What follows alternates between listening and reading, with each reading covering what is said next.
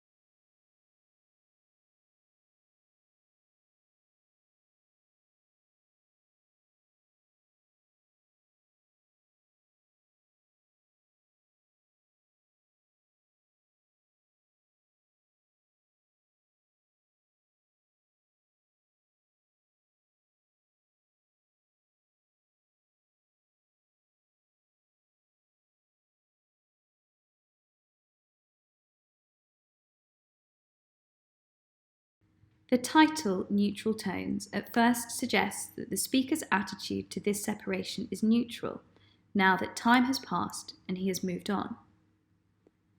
However, by the end of the poem, the reader can infer that the speaker is actually bitter rather than neutral. The neutral tones from the title perhaps instead refers to the dull neutral colours of white and grey in the poem's winter setting. The speaker is the voice of Hardy himself, and the poem is narrated in the first person and is addressed to the ex-lover. The images in the poem are bleak and reflect the bitter disappointment of the speaker as he remembers the decline of a relationship. Romantic love is presented as in a state of decline. The winter day of the separation symbolises how the relationship is no longer warm and affectionate, but is cold and distant. The greyish leaves symbolise how the relationship is no longer vibrant. These leaves have fallen off an ash tree, which itself is a symbol of ruin, as ashes are the burnt remains of a destructive fire. Together, these natural images foreshadow the death of the relationship.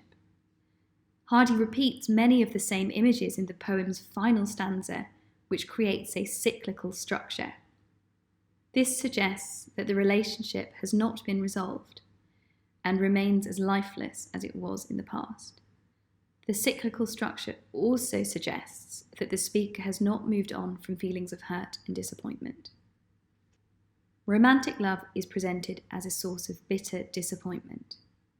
Hardy writes, "Keen lessons that love deceives."